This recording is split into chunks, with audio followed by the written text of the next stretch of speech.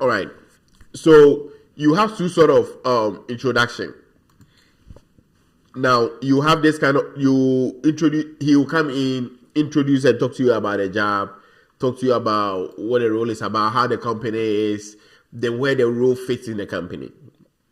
Then he will ask you. They will tell you a bit about himself. Then he asks you that, okay, can you also tell me about yourself? Then now you also go through, talk to them about who you are, what you have done, your experience and everything. Now, after you are done, then that is when the interview will start. After you are done, that is when the actual interview will start. And when the actual interview starts, basically some of them, he'll go through some of these questions for like 5 to 10 minutes. Then he will switch to having you do behavioral questions, 2 behavioral questions or 3 max. Then he will leave it up to you that you can also ask some questions. And maybe some job related questions also might come in. Then he will switch you up that you also ask your questions. So you need to be able to make sure that you are prepared for it. You need to make sure that you are covering, especially with the terminology. Some of these, they might not even ask you about, they might ask you, like yesterday, somebody asked me, what is the difference between a control and, and a requirement? That when we say a control and a requirement, what is the difference between the two of them? And so they are just testing your understanding of risks or trying to get your understanding of, if you said you are in this field, how do you understand some of these things? And that is how they go about the interview. Now, my question before I go through the questions with you, first question is going to be, now, I saw many were struggling with the general support system and the major application. Forget about the example I gave you. In your own world, what do you think are some of the examples of a major application and a general support system?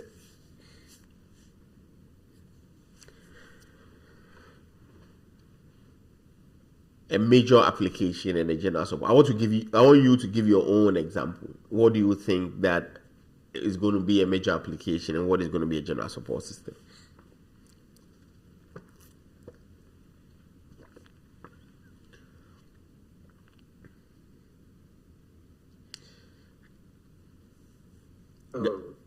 So I said a phone and the apps. Okay, a phone and the apps. Gabby.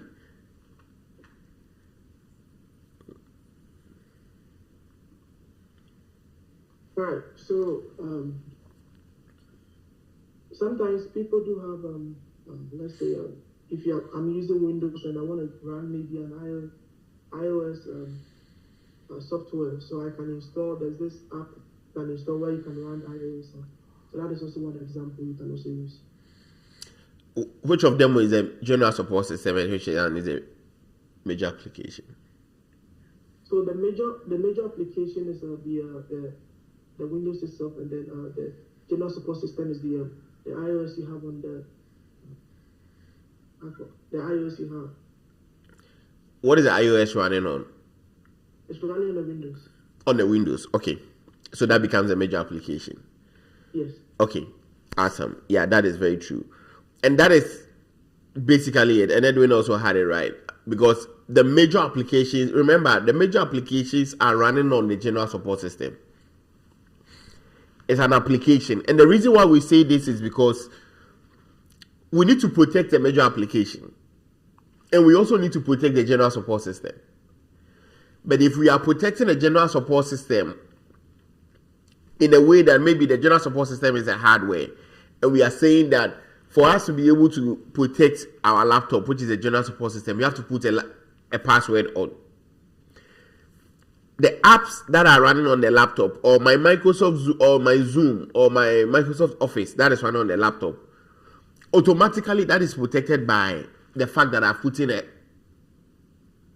a password on my laptop. Does that make sense? Automatically that is protected. Why? Because if you don't switch on the laptop, you cannot access my Zoom. And so because my Zoom is on, and because I need to be able to have I need to be able to use my Zoom on my laptop. As soon as I close my laptop, the Zoom is not functional. So in other words, we can say that if the major application is running on the general support system, and the general support system is not functional, the major application can also not be functional.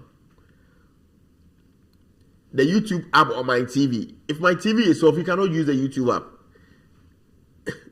There's no way you can use the Netflix app if the TV is off. And so general support systems become like the foundation that the major applications are running on. And I hope that makes sense.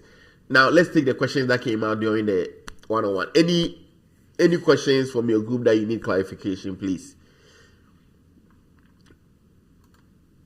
Yeah, with the risk identification and evaluation and estimation, can you just on that? Yeah, I was going to go on that.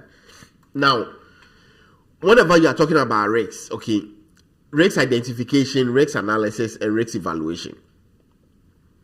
Now, when we say you are identifying risks, you are looking at the source. You are looking at where it came from. You are describing the risk. That is where the identification comes in. Now, when we talk about risk analysis, we are saying that you want to be able to understand what the risk is.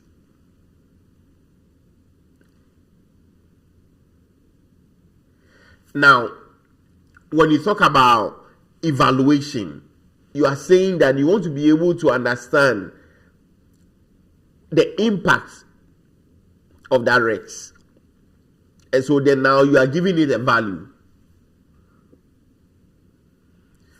Now, when we say risk management, we are saying that you are managing. How do you manage the risks? And when we talk about money, that's where we are going into our good friends, the 5 risk decisions.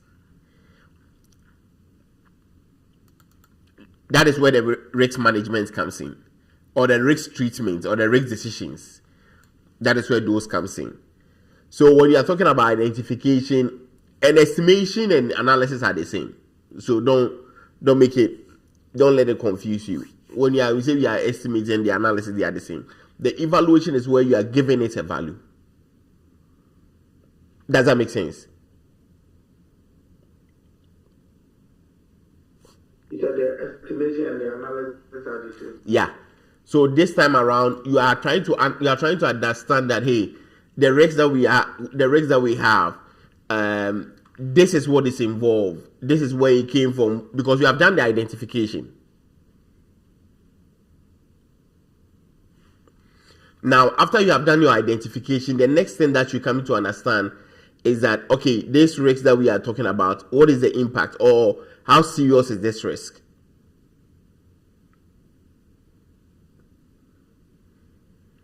Then now you get to your possible options that you can give it. That, okay, this risk that we are talking about, we can evaluate it this way. You can say that this is it. And for you not to confuse you, you see, these 3 becomes like an embodiment of a term like risk assessment.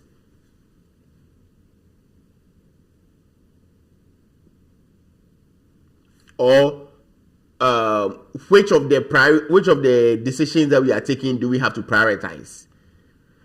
And that is where the evaluation comes in. And so that is why it comes with a value that, okay, this is what we need to do. What is the value that is going to be attached to this? And everything that we are doing mainly is about risk. So if you are able to understand these concepts very well, it makes everything very, very easy.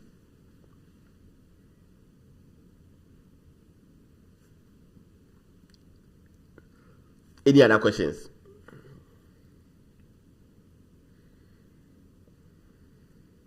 The last step on that decision, when it's right. Risk decision?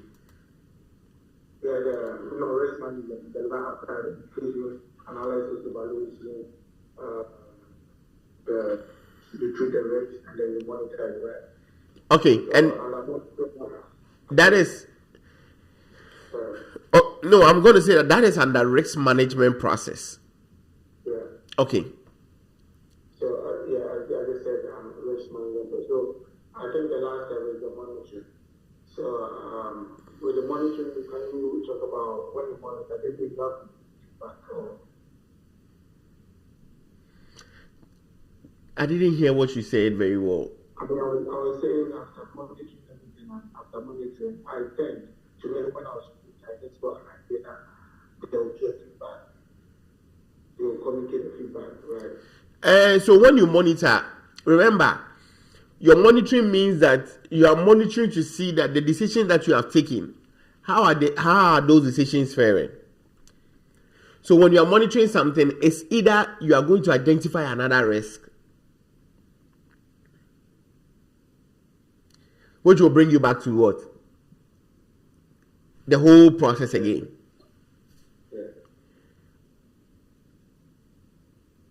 Does that make sense?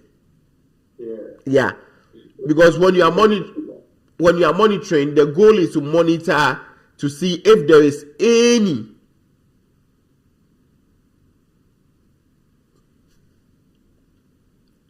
risk again. So any risk that comes up, then you go through the whole process of risk management. Now you have to identify again. Now you have to do your risk assessment and all those things again.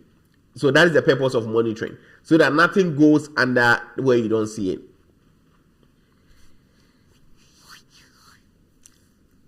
Any other questions? Okay. Next group of questions. Michael.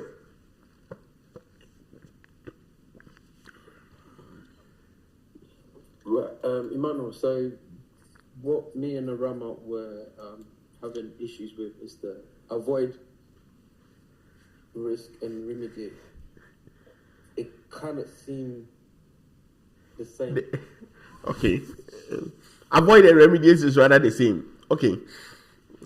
I thought avoid and accept were similar, but I can also understand why you say avoid and remediate.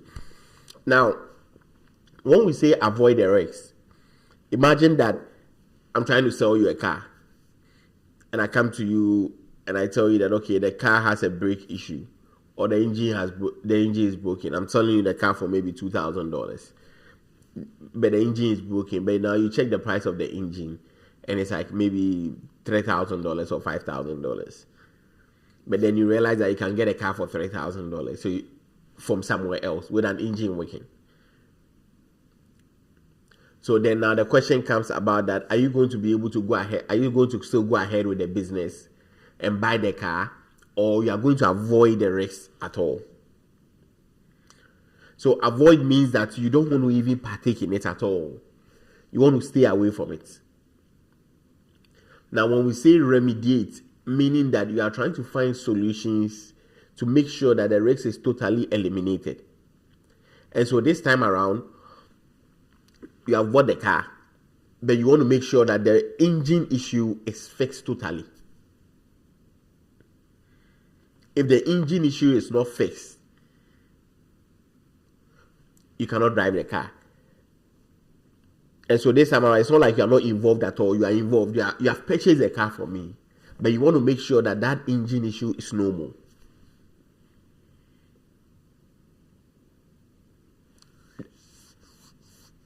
Does that make sense? Yeah. Okay. Yeah. Ram, are you okay with that now? Yeah, that makes sense now. Okay. Yep. Any other questions from the groups that?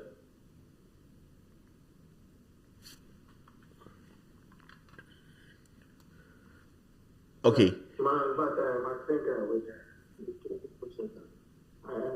I'm still not getting, but when you are done with I think call back and because it seems like you raised it where you talk about analysis and factors.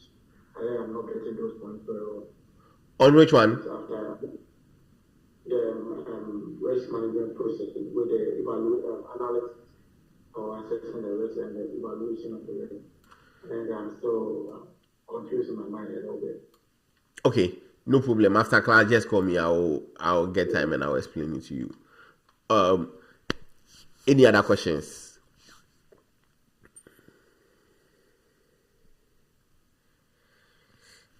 Okay. If there is no other questions, we'll zoom into what we have supposed to cover for today. I know we spent almost an hour, so hopefully we'll be able to get to the other things. Newton, my little advice, let's try and revise. You see, the truth of the matter is that any time that we meet, I'm going to add up to whatever we are supposed to learn. so yeah, anytime we are meeting, for all the time that we have that we are meeting, there's going to be more information.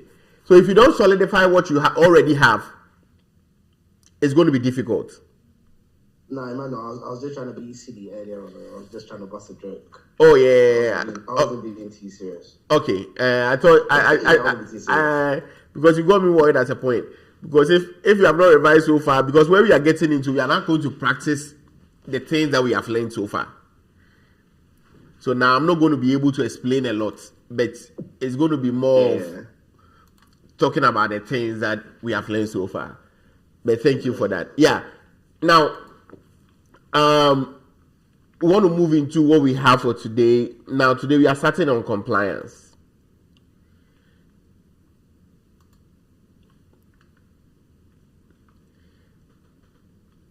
And when we talk about compliance, what we are saying is that, oh, wow, this thing is not here.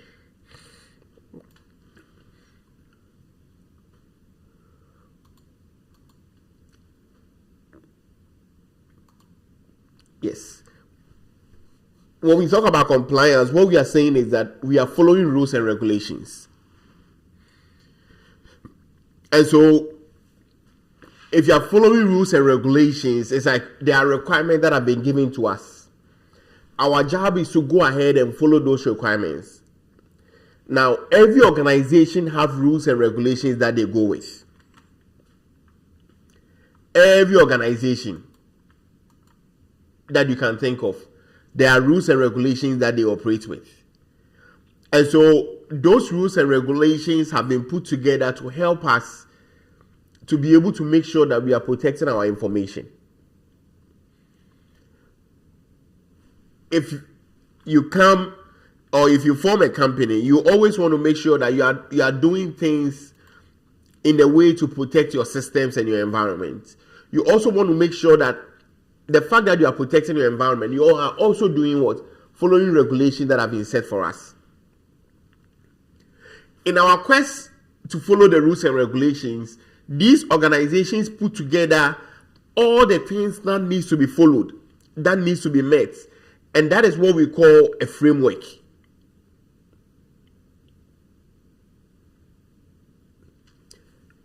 Hear me out very well. And so we will define a framework as a structured set of guidelines that have been put together to help us to be in compliance and protect our systems. So when you ask what is a framework, frameworks are structured guidelines that help us to be in compliance with rules and regulations.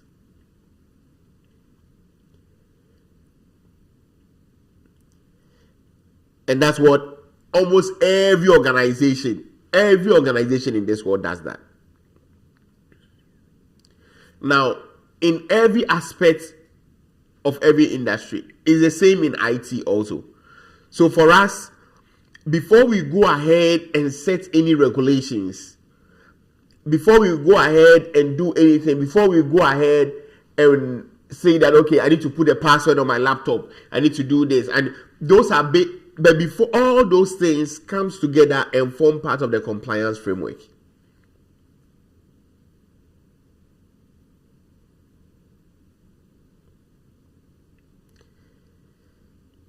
And there are so many frameworks within IT that we can deal with. But the ones that we want to focus more in this class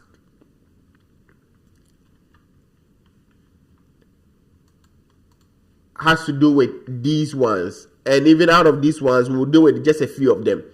The key ones that we're going to talk more about will be FedRAMP. We'll talk about PCI DSS, GDPR. We'll talk about the risk management framework, which we are supposed to start today, but I don't know how it's going to be. Then ISO 27001. And we focus on these because all these frameworks are the main frameworks or the most reputable ones that we are using to be able to protect our environments now. And Zoom is running away, so I'm not able to see if there's a hand up. But all these frameworks are what we are using to be able to protect our environment. So when we come in and we are saying that, hey, I work in the hospital. Now, how is the hospital protecting their information? There is a process that a hospital follows to be able to protect their information. And what is that process?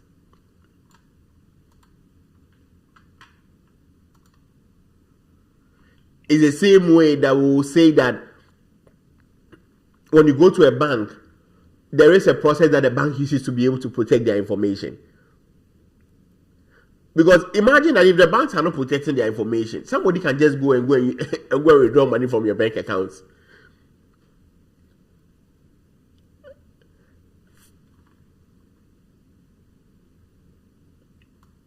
Someone can also go and just go and make sure that they are adding zeros to their bank accounts.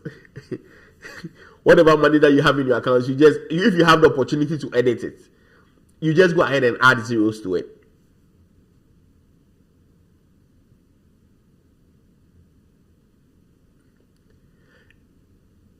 And that is what we mean when we are saying that we need to be able to make sure that we are putting these frameworks in place.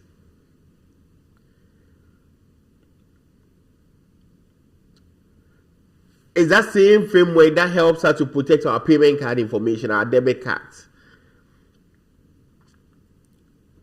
Because when you think about it, even if you have a debit card, you can just, after you are swiped, someone can just come and use your debit card. I remember whenever I go to the gas station and I'm done, I just want to make sure that nobody comes back behind me and come and continue pouring the gas in my account. So I have to make sure that I'm getting my receipt out, then I'll throw it away, make sure the transaction is over.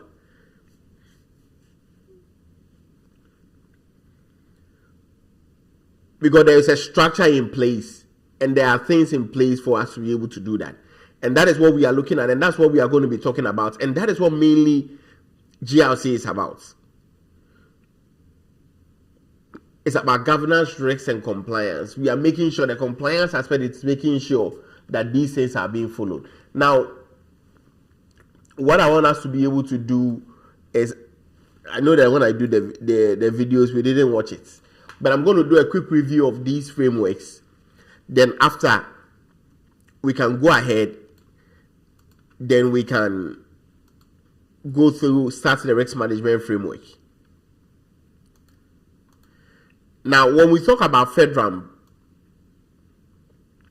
I'm going to even take some out. When we talk about FedRAMP, FedRAMP is, the full meaning of FedRAMP is Federal Risk Authorization Management Program. Hey, Mano. Yeah. Please, you're not showing the screen. You can't see anything. Oh. Sorry. All this while, thank you, Gabby. Yeah. So FedRAMP means Federal Risk Authorization Management Program. Now, FedRAMP is used to be able to protect is a framework that the US government uses to protect their systems.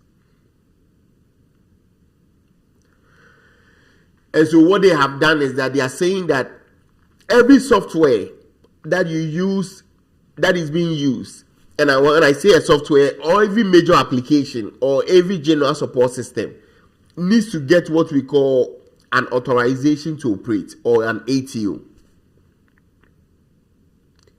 if you don't go through that process to get the ATO, your system, there's no way that you'll be able to get your system to operate in the environment.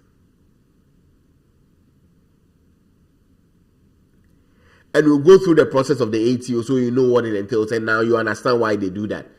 Then the next one is a high trust. High trust is being used by, it also provides as a framework for managing security, privacy, and compliance risks in healthcare. Now, every organization that wants to be part, you realize that when you go to a doctor, they already have your information. They already know what is wrong with you, what is this, what is that. Now, what they are ensuring is that, and it's the same as HIPAA, what they are ensuring is that every healthcare organization that you are working with, or every healthcare organization that is part of this, they need to ensure that for someone's medical records or personal information, they protect it very well. So if you come in and you realize that you have a patient, you can only access the patient's information, but you can't go and access another patient's information. My wife is a nurse. So when my wife goes to work, they use a system, they call it, I think, Epic. Now, what Epic does is that it has everyone's medical records. So imagine that I move all the way to a different state. When I go there, the doctor or my provider that I go and see, they already have my medical records, because they are part of that organization. But when my wife goes to work, my wife doesn't have the permission to look at my medical records, even though she's my wife. As soon as she does that, it's against the regulations of HIPAA. She'll be fired from her job. So the medical records of any individual you don't have access to, unless I'm being brought to the hospital and I am the patient that she has been assigned to. Then she can go ahead and, even that, she has a limit of what she can see. And all those things are controls that we have put in, the HIPAA has put in place to make sure that people's information are what, or else everybody's medical records will be out there.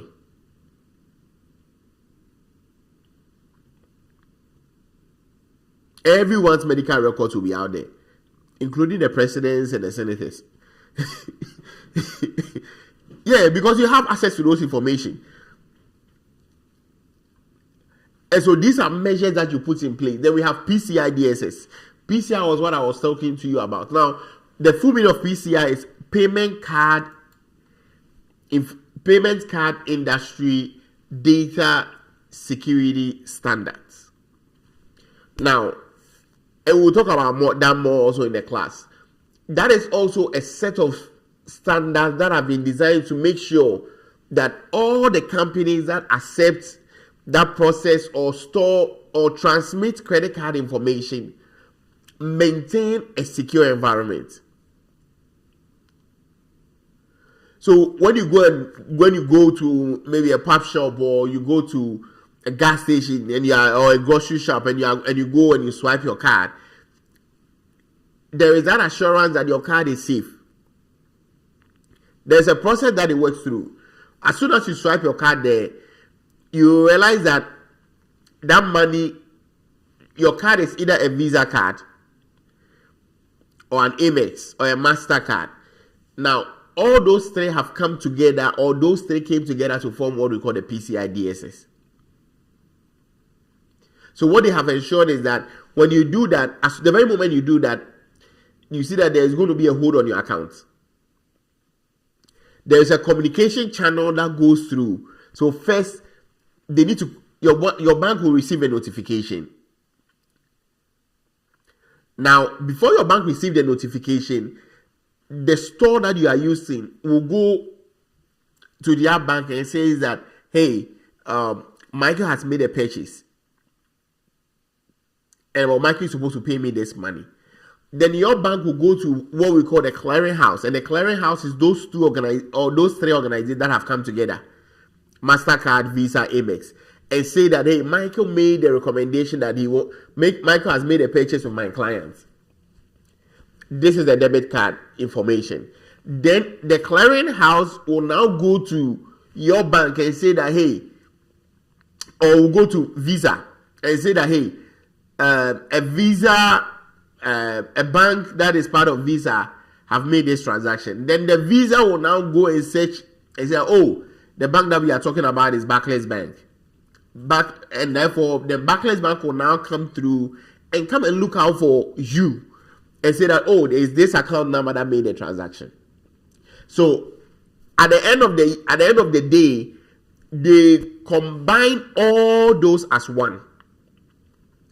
All the Visa transactions, then the clearing house will go and take the money. So the clearing house will pay the money to the grocery shop, let's say Lidl or Walmart.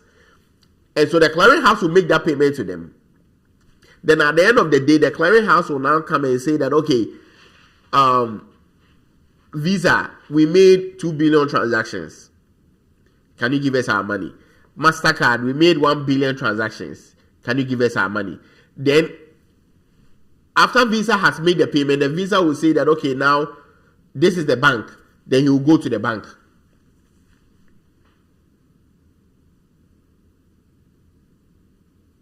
And that is the process that it goes through.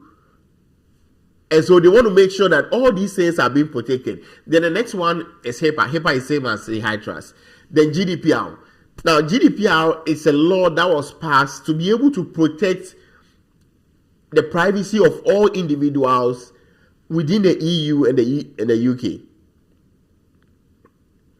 Now, if you're a company and you are doing business in the EU or the UK, you are part of GDPR. If you are an individual and you are doing business with anyone in the UK, or you are using the information of people there, you are part of it. Anything. So you might be an American company. So far as you are doing business or you are taking any personal information from someone in the UK, you fall under GDPR. Then we have the Sarbanes-Oxley SOX, and that is for all public traded companies, and it makes sure that yes, there is accountability.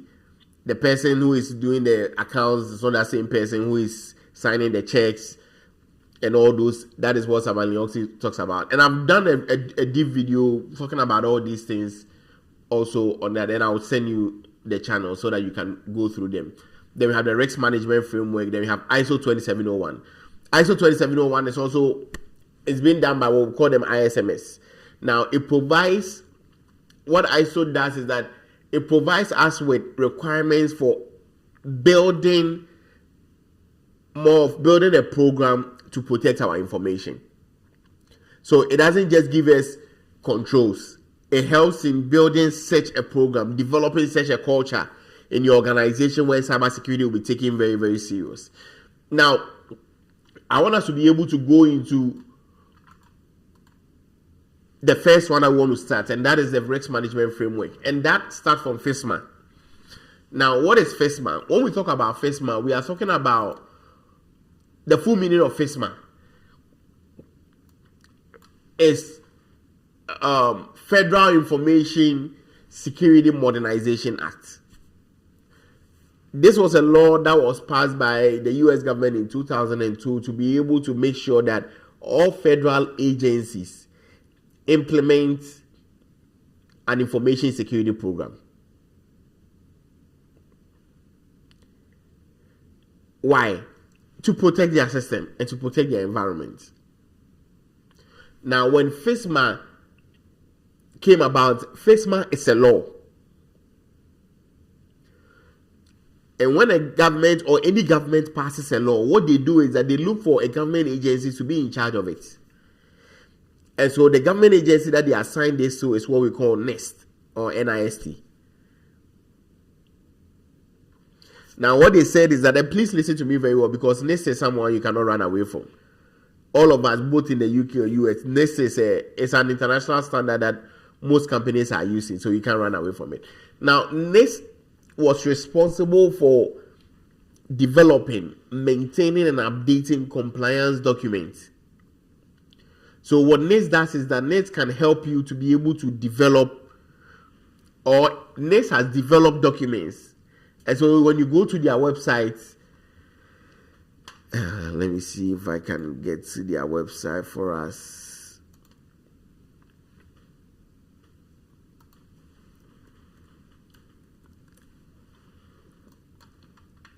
They don't just do things that are related to. So that is the next website. They do anything that is related to technology, and it's just nist.gov. Anything in relation to technology, they are the ones that are developing the documents for it. They are the ones that are developing the what do we call it? The instructions on how to go about it. Even when it comes to the water, AI, technology, all those things, they deal with it. And so one of the things that they do is cybersecurity. So when you come on their website and look at frameworks, these are all frameworks that they have created. They have the cybersecurity framework. They have the cybersecurity framework. They have privacy framework. They have risk management framework, which we are going to talk in the class. They have the nice workforce framework for cybersecurity.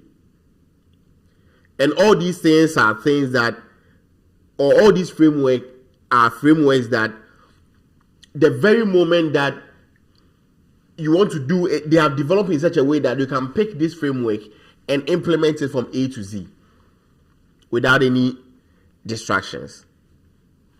And that is the job of NIST. They develop frameworks, or they will help you to be able to develop any framework that you are looking at. Now, back to our slides. And so, FESMA instructed NIST to be able to do that. So what NIST decided to do is that they decided to develop the framework that we call the risk management framework.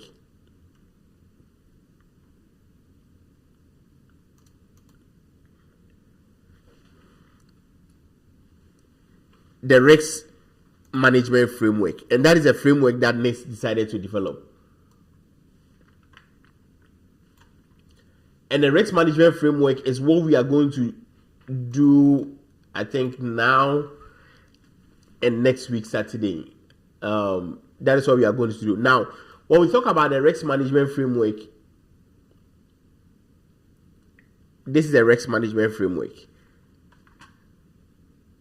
I was not supposed to take this. Let me show you.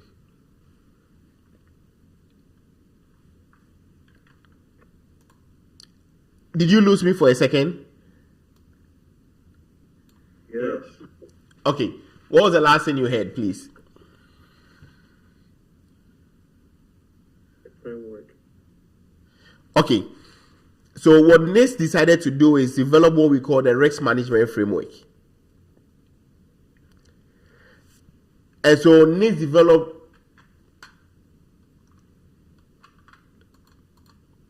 right here. So what it did is that it developed a document that is going to be a guide for all federal agencies to make sure that they are protecting their information system. And that framework that they developed is what has these 7 steps, starting from preparation all the way to monitoring. Douglas, now when I talk about monitoring, then I remember you. So starting from preparation all the way to monitoring.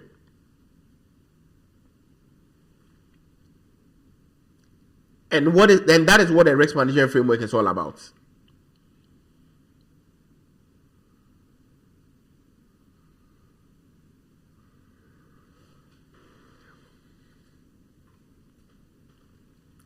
Can you hear me? Yes. Okay. I need to talk to my internet provider because this is not helping. Hello. Yes, please. You can. Okay, awesome. Yeah, because I didn't hear anything, that's why. Now, the risk management framework is a framework that is being designed to be able to help government agencies to protect their information system. In their quest to do that, they have 6. It used to be 6 steps. It started with 4, then it moved to 6, but now it's 7 steps. And the 7 steps that they have to go through are these 7 steps that is right here. The first step is the preparation step. Second, categorize, test, select, implement, assess, authorize, and monitor.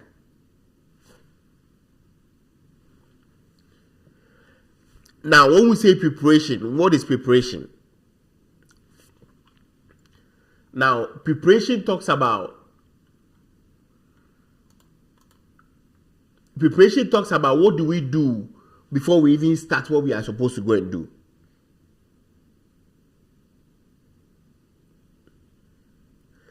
Then we go to categorize. Categorize simply means that you are making sure that you are classifying the kind of information that you are going to have.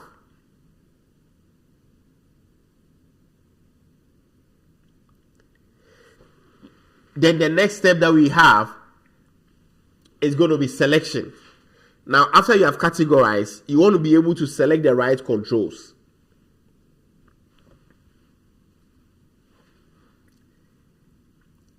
If you categorize and you don't select the right controls, that is an error. Because you want to be able to select the right controls to be able to make sure that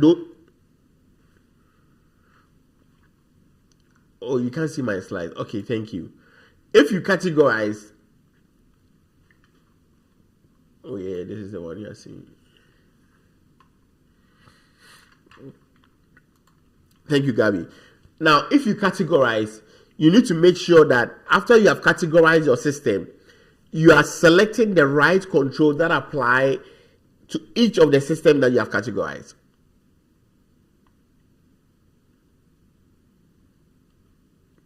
Then you come to the next one, that is what? Selection.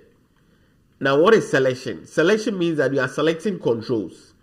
Now, if you select controls, you need to make sure that the controls that you are selecting are based on your categorization that you did.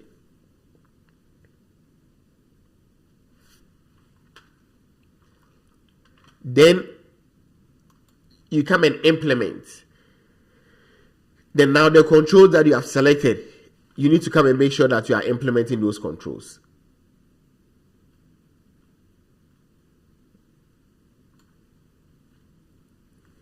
Then you get a third party will come in, and the third party will now come and assess the controls that you have implemented.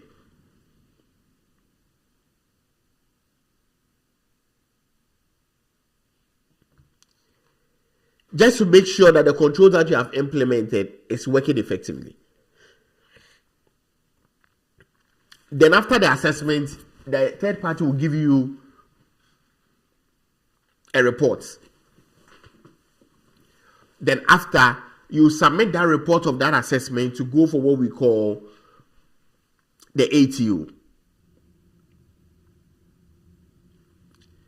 Now, after you've gone for your ATO, you go to the next stage, that is what? Continuous monitoring. And that is where you need to be able to continually monitor what is going on in your system, just to make sure that any risks that comes up, like me and Douglas was talking about, you make sure that you are implementing it.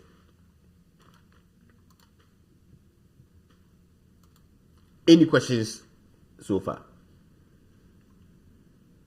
Yes, please. Go ahead. I'm listening.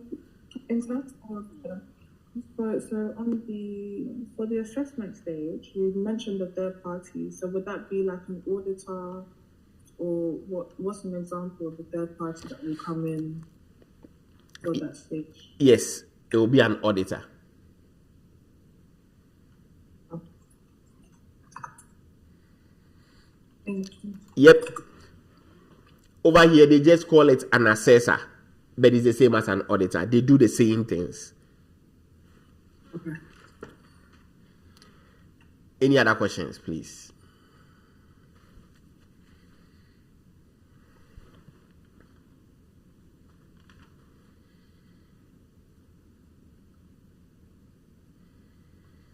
Okay. Now,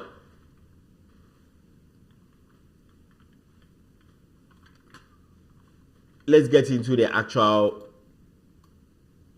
steps. Now, every interview that you go into, majority of the time, they are going to, if you have this on your resume, they are going to ask you, can you tell us about the risk management framework?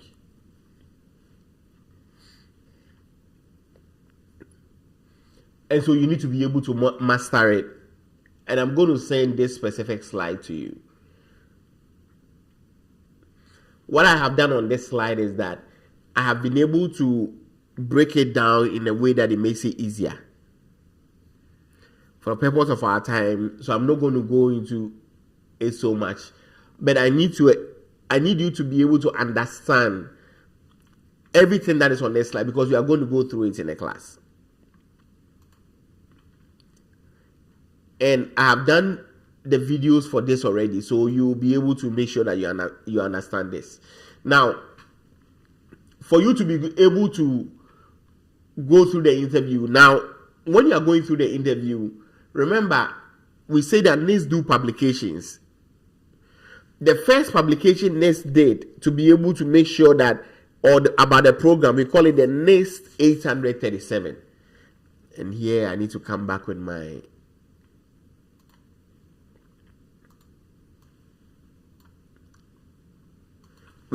And this is how you look for it.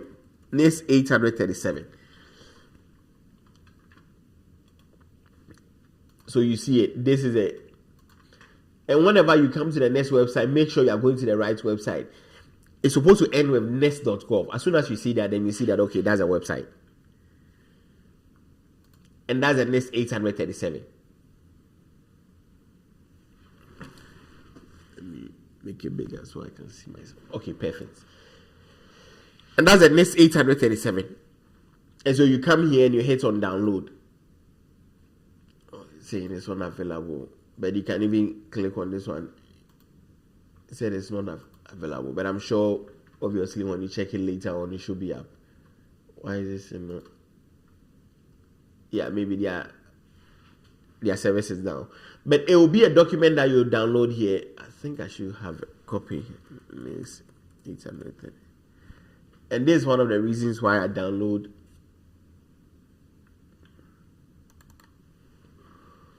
all these documents, because there could be a time where you are looking for it, and when you go to the website, it's not there.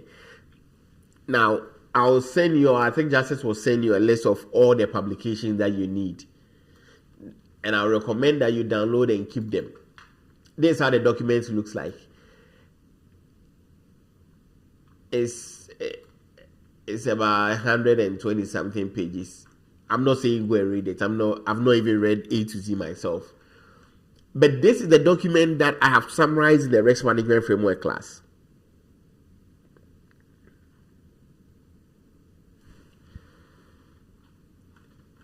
So when you look at this document and you come, mostly the content is my favorite page. So when you look at the content, it's telling you everything that you need to know about the risk management framework process.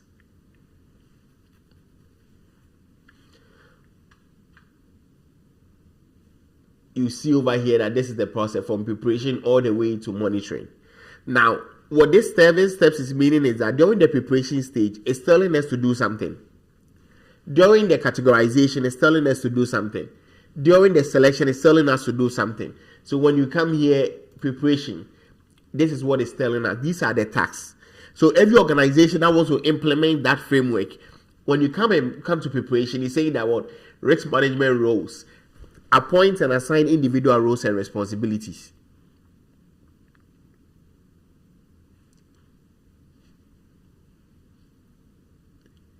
And that is what is asked that you do. Risk management strategy. And so it lists everything. Then he explains how you need to be able to do it.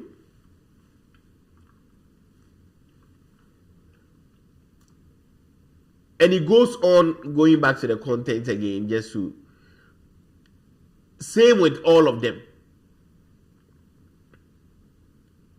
Where's the content? Same with all of them. When you come to categorization, this is what he wants you to do. You and I, our job is to make sure that everything that is in here under the tax, we understand what it is, we know what it's about.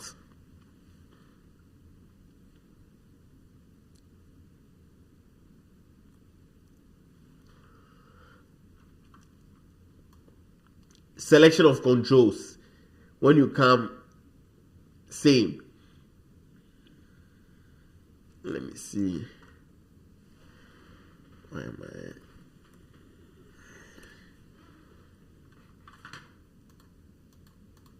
Where am I even?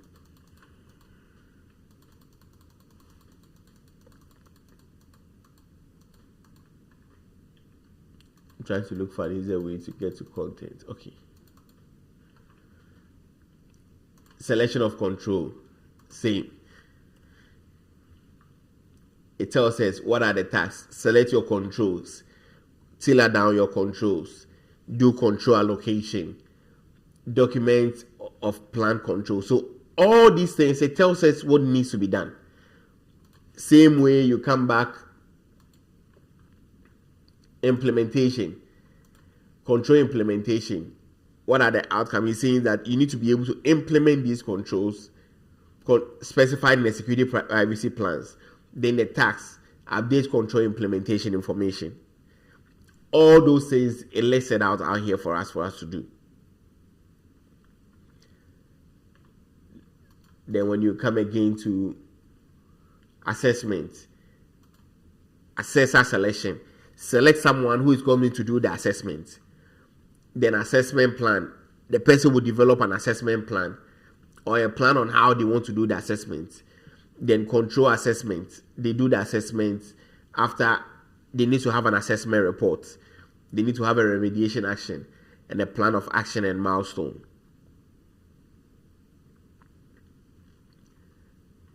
Same way you go back to authorize.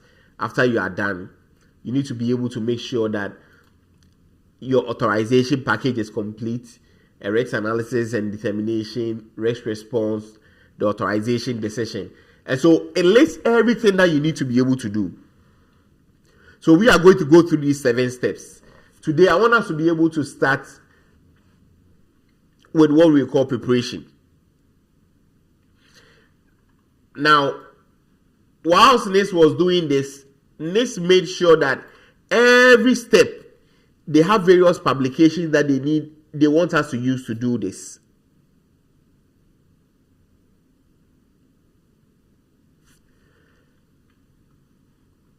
And so, when it comes to the preparation step, it will give us the publication that we need to be able to use. Selection of controls, it gives us the publication. Categorization, it gives us the publication.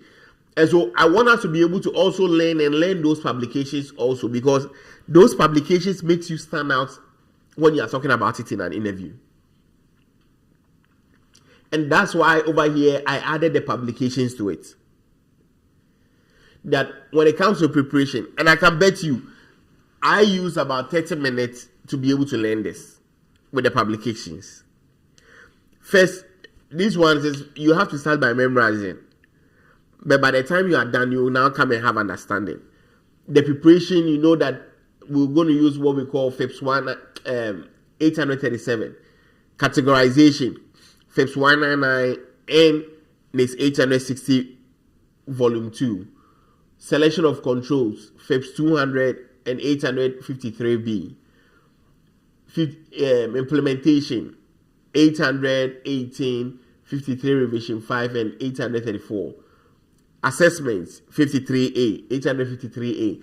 And almost all of them are next 800. So 853A. And all of them, as you are going through it, you will realize that we are going through the class. You see that the retention becomes easier. Yes, now when you are saying it, it's like, hey, what is he talking about? But the very moment that you start going through it, you see that it becomes easier. So we want to start with our preparation. Now, these are the things that NES have told us we need to do. Under preparation, assign roles and responsibilities. There are various roles and responsibilities when it comes to the risk management framework. There is someone we call the system owner. He is the one that owns the system. We have what we call the security control assessor, like Shalom asks. That is going to be the auditor who is going to audit what we have done. The information system security officer is going to be you and I. That will be our role.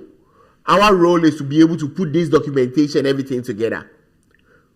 And that is our role over here. Then the information system security manager is the one that manages the offices. And those are our responsibilities.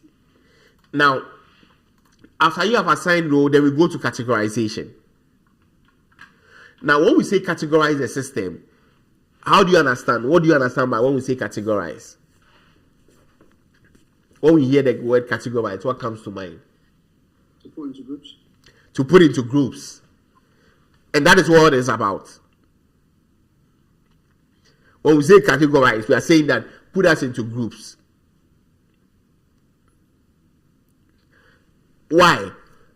Because we want to first be able to help, let's say, all of us on this line, our information. But we need to know how important are these information and to put into various groups. So what NIST did for us is that NIST has given us a guide on how he wants us to be able to put people into groups.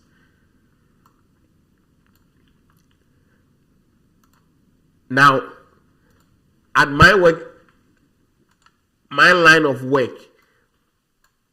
when we are about to categorize the system, what we are saying is that we are putting the system into groups. If it is your NI number, we know where to put it.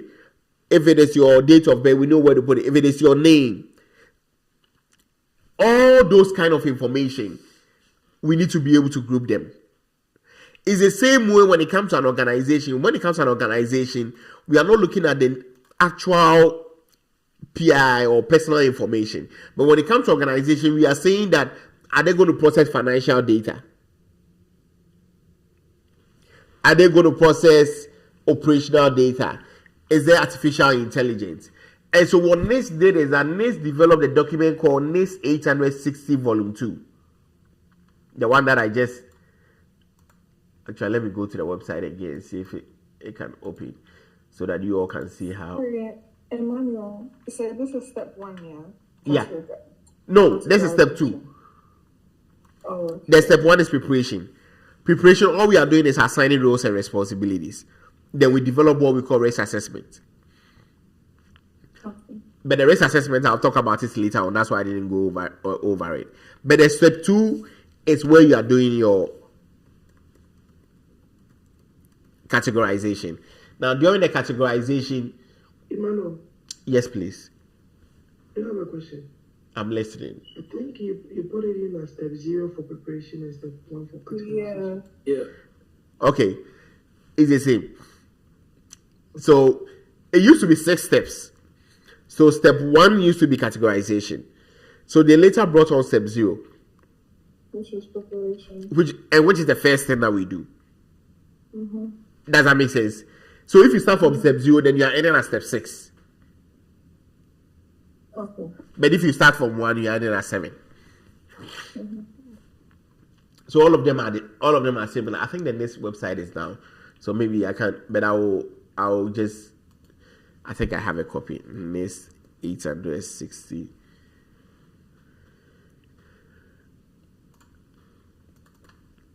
Gabby, does that clarify your question? Yes. Okay. Yeah. And thank you for bringing that up too.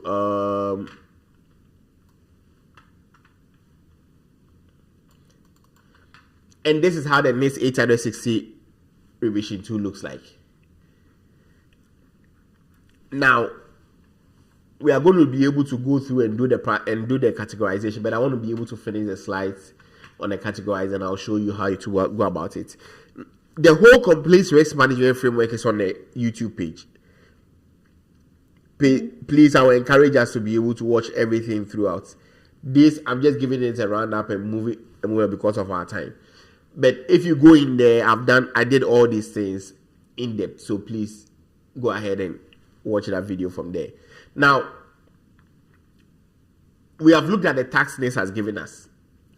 And he's saying that categorize. So when we say you are categorizing or you are categorizing the information types, what he's saying is that the kind of information that is going to be processed, we need to make sure that we are mapping it in the NIST 860 revision 2. Now, in the NIST 800 revision 2, he has already done all these mappings to us. So all we have to go is, we have this 800 revision 2. Now we need to be able to know the information types. Our system owner is going to give it to us. That, hey, these are the information types that you need to be able to categorize. So go ahead and categorize this.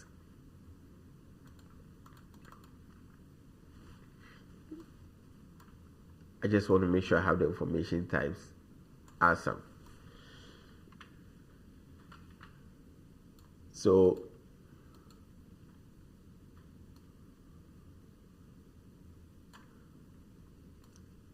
and let me know if you can see my screen. I just want to make sure you can see my screen.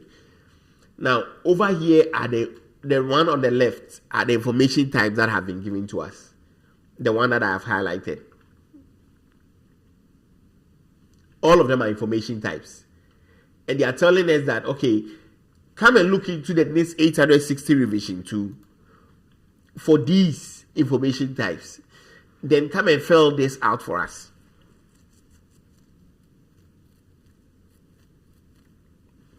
So when I come here, program monitoring, I just copy it. Then I come to the documents on my left hand side, hit on Control F, then search for the document like the same way I was doing. Now, program monitoring. This is saying that program monitoring involves the data. Actually, Shalom, if you can help us. I know you are. Oh, Shalom has run away from us.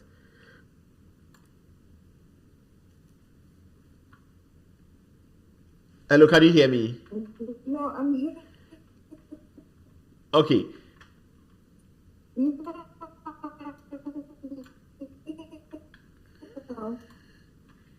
Can you help us with what I've highlighted? Hey. Hello? Yeah, can you hear me? Yeah, I can hear you. Okay. Yeah, what I'm saying is, can you read this for us, or it's too small?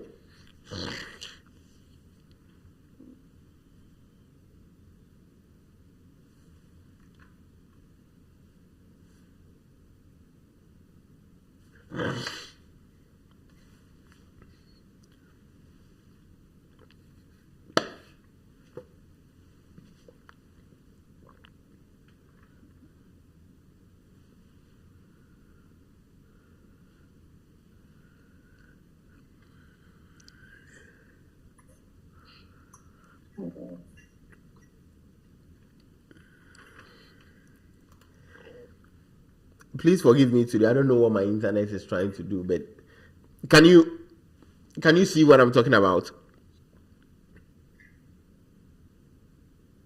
Yes, please. Okay, so if you can read for us. The preparation monitoring is fuzzy for me. No. What? I opened it yesterday, though. Hold on. No, I'm talking about this. Can you see my screen? I can see it, but it's fuzzy for me. Oh, okay. So I can't see it properly. It's not you alone. I think it's fuzzy for everybody. It's too small. Oh, okay. Okay. Let's see. I opened it yesterday. I think I've got it here somewhere. Let's see if I can expand. Okay, that's better. Awesome. Program monitoring involves the data gathering activities required to determine the effectiveness of internal and external programs and the extent to which they comply with related laws, regulations, and policies. The impact levels should be commensurate with the impact levels of the programs that are being monitored. For example, if a program contains very sensitive financial data with moderate impact levels, for confidentiality and integrity, the program monitoring impact levels for confidentiality and integrity should also be moderate, subject to exception conditions described below. The recommended security categorization for the program monitoring information type is as follows. Security category: confidentiality low, integrity low, availability low. And for the purpose of time, but when you come here, he explains to you what the reason why he says that confidentiality is low. He explains to you why integrity is low, and he does all those explanations. Now, and so what he's telling us over here now is that when we come to program monitoring, come and make sure that categorization is selected as low, low, low. Then now you go to the second one, supply chain management. Same, you come, you search it right here. What is supply chain management saying?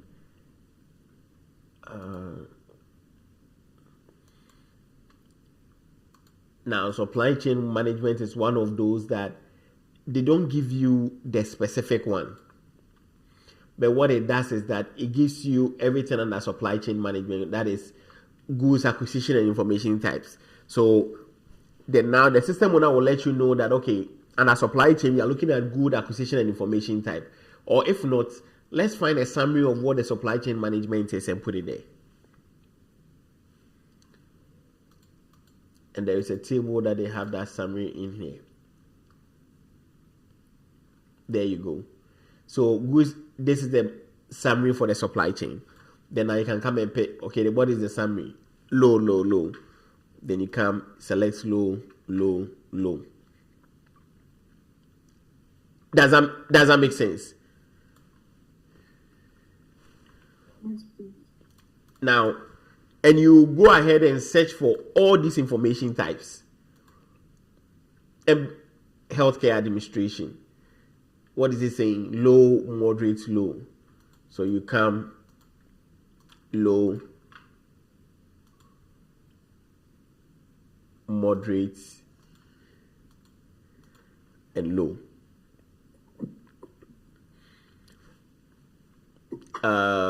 What else do we have?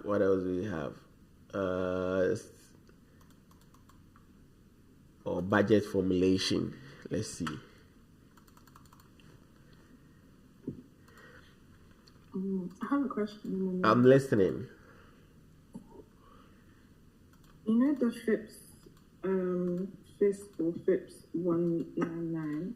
Yeah. How do you get it? Because I could find it, but the editable version, where do you get it from? Okay. So the FIPS 199, there are templates. I can share some of the templates with you. You search around, you can get some of the templates, but I can also get some of the templates with you. Now, all these things that we are doing, it goes into a document that we call the SSP. Mm-hmm. That is the System Security Plan. And so this is part of the System Security Plan. But this is the FIPS 199. You see that? And that's what we are working on right here. After you have done that document alone, when we get to implementation stage, we'll come and add all of them together to form what we call the System Security Plan. But this time around, we are just starting. And so this is the process that we are going to go through. And we use this to complete everything here.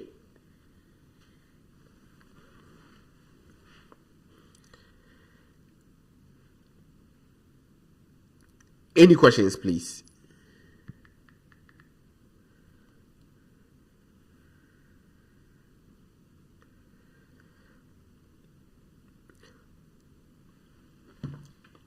So as usual, I'm going to leave this assignment with us for us to be able to complete it. Now, our time is almost up. Okay. Now, the next 5 minutes. Now, after we are done with this, we need to come and calculate what we call the high water mark. What is the high water mark?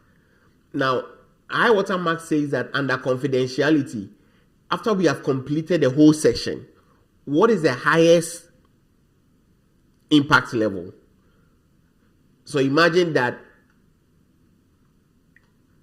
we have completed all this section and we realize that maybe this came out as low, and this came out as moderate. And so if you have completed everything, now we will realize that our confidentiality will be low. Why? Because when we checked here, everything that is under here is low. But when we check here, there's a moderate here. Our integrity now becomes what? Moderate. Then we come and check availability. We have a moderate here, so it becomes what? Moderate.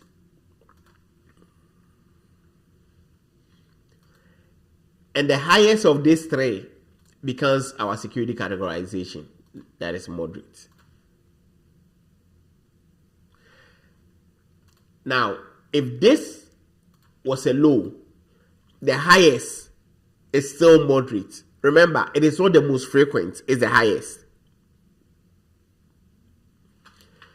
If you have this as low, then yes, it would have come to a low. But if confidentiality was a high, it will move to a high. We are not looking for average or median. We are looking for the highest. So if there is a moderate or there is a high among these three impact levels, that will be the security categorization.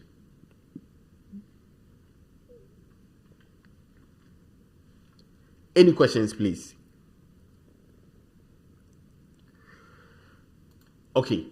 And so over here, when you come here, we say that our information processes is being classified based on the impact level, low, moderate, or high. And it's assigned to a security objective. That is what? The CIA triad. And that is what we call the security category. And that's what I mentioned to you, that when we get here, you understand. Your security category is the... where do I find this for you again?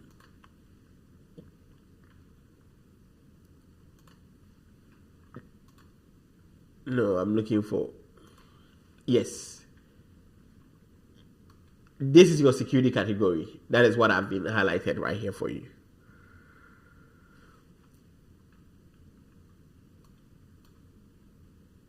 If you can see it.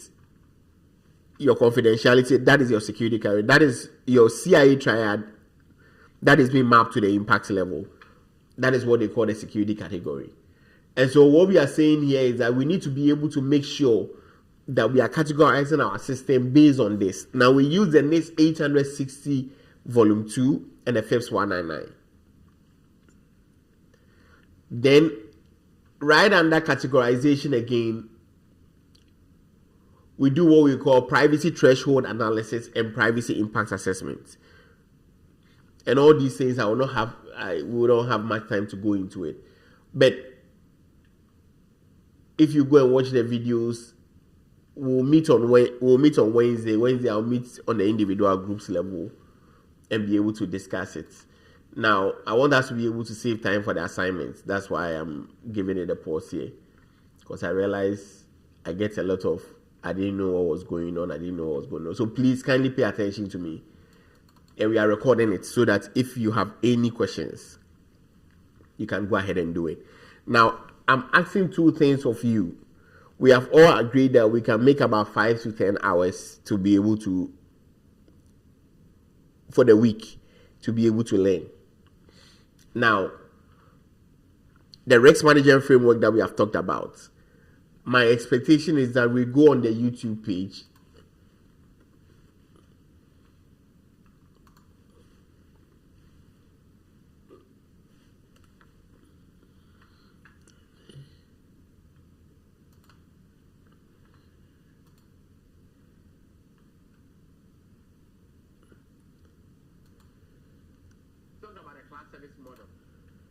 Okay.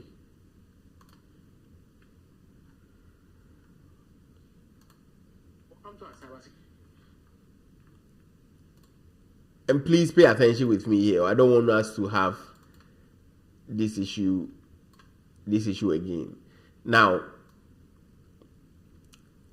when you come here, you are starting from Module 2, Lesson 1.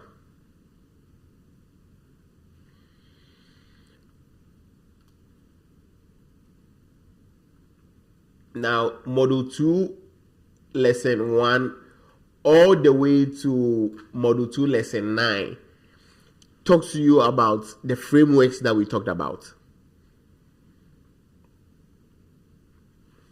The risk management framework starts from Module 3, Lesson 1. Now, my expectation is that we go all the way till, where is it at?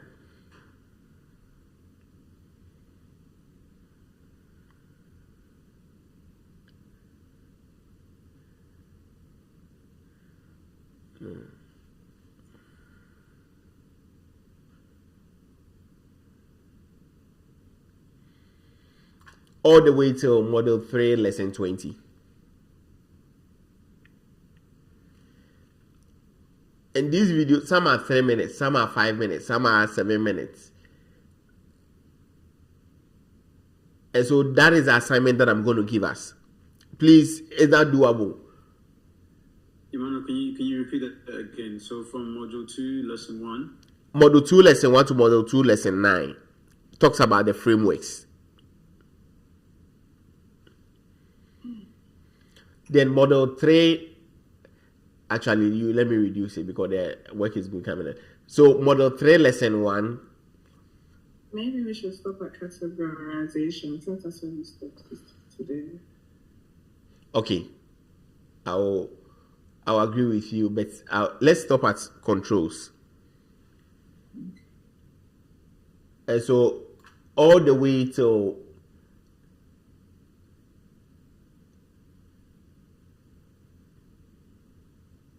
where it says AC lesson 14, AC controls.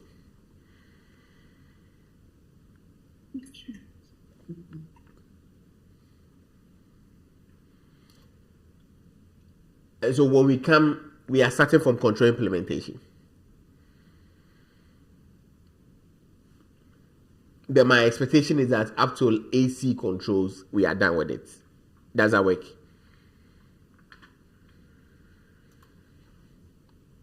That's good.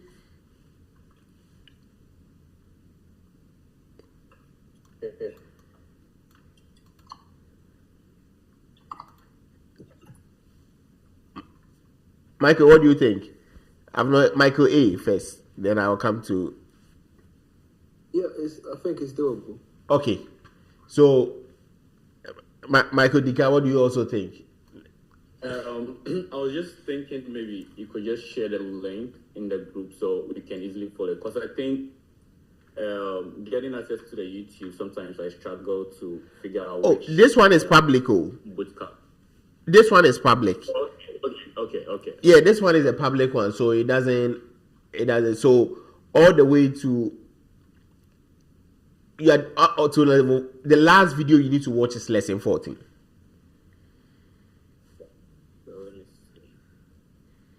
So what it's covering is it's covering preparation, categorization, selection of controls, and Annette, if you can type it down so that you can be able to put it in a group chat for us. Okay, Emmanuel, I was going to say to them how they can find the modules lined up, because today Mike was also having, I don't know if that's what Michael Dicker meant, but Michael A was having issues trying to find the modules lined up, as in lesson one, sorry, Okay. module one, lesson one, module one, lesson two. So I had to guide him. So if you go into the YouTube, the cybersecurity bootcamp. Okay, you go to your YouTube channel, search Fort go to Academy. YouTube channel. Yeah. Now, when it comes up, just select the Fort Academy. Don't go to the video straight. Just select it. Then you come to playlist. Yeah. Playlist, and I go to bootcamp. Then you go to cybersecurity bootcamp. Please, can everyone try and let's make sure. And I'm posting the link. Actually, I'm posting the actual link to the playlist also, so that you can use that on the WhatsApp pages. I just want us to be able to access. Let's make sure everybody have access.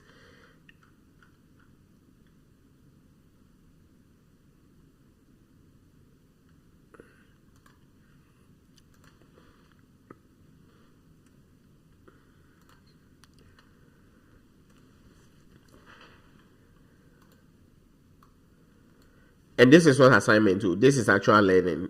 I'm not coming to give you the assignment. So, because we want to make sure that whatever you are learning, you are retaining it. Please, anyone trying and it's not getting access, let me know. Yeah. So if I get you right, from module 2 to lesson 1, module 2, from 2 to 9, lesson 2 to 9, and then lesson 1 to 14. Yeah.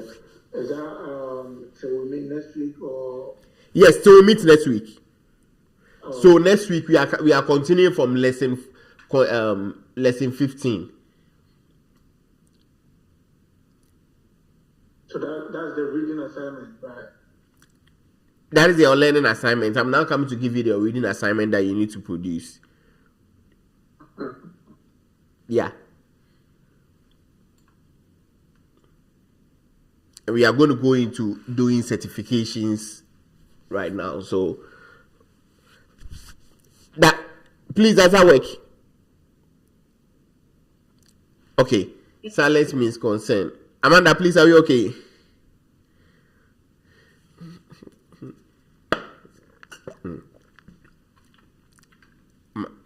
Yes, Mama, yeah. Okay. I'm just taking it like slowly, yeah. Okay. Now, I'm going to share this link also with us. Now, I would expect you to finish the first videos before you come here, because this is going to give you also a different perspective of the same risk management framework that we are doing. Now, this comes with a certificate. And so I'm expecting that, please, you will be able to do this. Now, your certificate is what is going to show that you have done it. For the first week, because of the videos that we have, I want us to be able to just do the introductory course.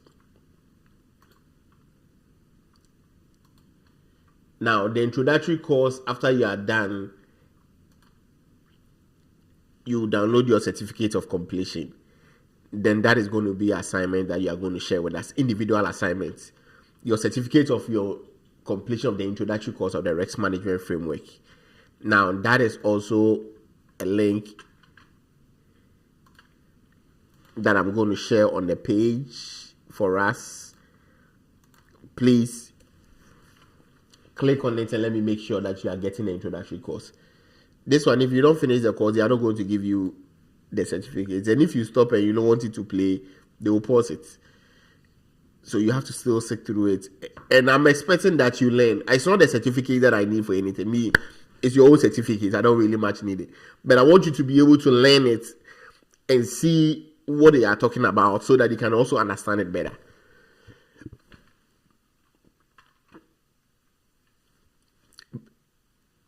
Is that also clear?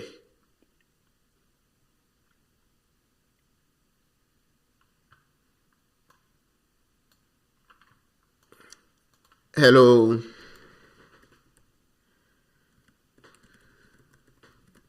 Yes, please. It's clear. Yes, it's clear. Okay.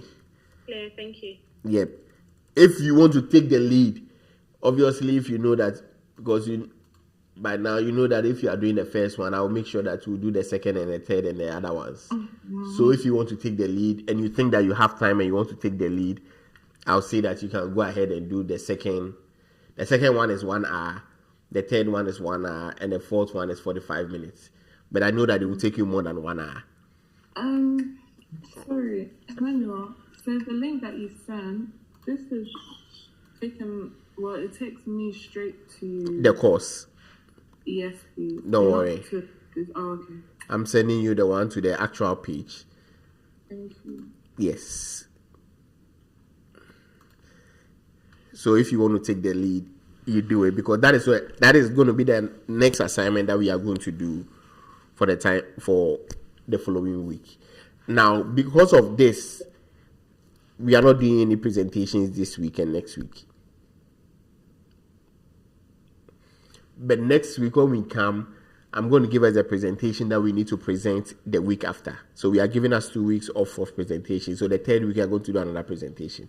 But for now, because of this, I'm not going to give us any presentation. But I want us to be able to do this and get these certificates. If we are done with all 4,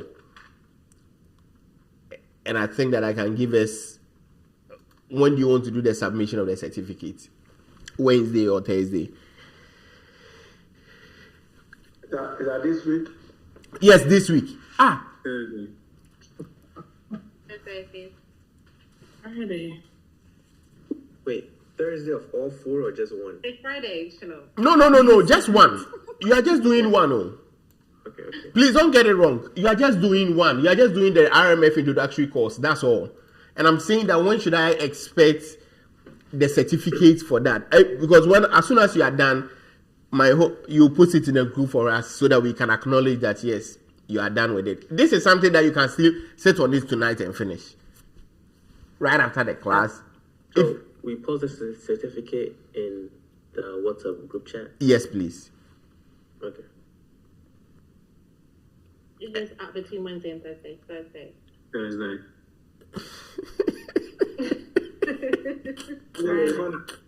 Yeah, Thursday or Friday, because we're learning going through the slides, and then at the same time, I mean, it's going to be like skipping. It's not going to help us. I mean, sometimes you have to take the time and take certain point from what we do. So, I mean, Thursday or Friday is good. No, I said Wednesday or Thursday. I didn't say Thursday, Friday. I'm also pushing it to. I gave you 2 options. You are not bringing a third one. I'm not taking your option. Okay, Thursday is fine. So our expectation. Okay, I'll agree with you on Thursday. Our expectation is that I was hoping that you can even tell me Wednesday, so that Wednesday when we meet for the group meetings, we could have discussed it. That's not a problem. So my expectation is that the Thursday we have the introductory course certificate. Whoever finishes, you download your completed certificate, then you share it on the page for us. Does that work? Yeah. Thank you. Okay. Any questions on the acts for this week? Wait, sorry, I've got a question. Yeah. So, you know when you say share it, do you mean post it on the platform? Yes, platform. Take a screenshot, post it on the platform for us. But if we finish Is the platform in on WhatsApp? Yes, the WhatsApp. Our WhatsApp page. Not the main WhatsApp page where I posted the link for us. And Annette is going to send us a detailed note of the instructions and everything that we need to do. Listen, you are going with, when we come to the reason why I say do the class one before you come and do this one is because the class one will give you more, it will help you and give you the foundation before this one, because this one they don't explain the terminologies, so it becomes difficult to follow at a certain point. But if you are able to do that, and please don't forget, take your notes whilst you are doing it. Don't forget to take your notes whilst you are doing it, or else by the time you realize you'll be behind. And every week we are going to do certifications from now till the end of the class. So please prepare yourself also for it. Yeah, so that by the time we are done, we'll have a number of recognizable certifications that we can also be able to speak to, and it will be able to help us. Yes, Michael A, please, your question. No, I don't have a question. Okay, so Module 2, lesson 1 to 9, then Module 3 from 1 to 14. Then afterwards, we'll come and do our risk management framework introductory course.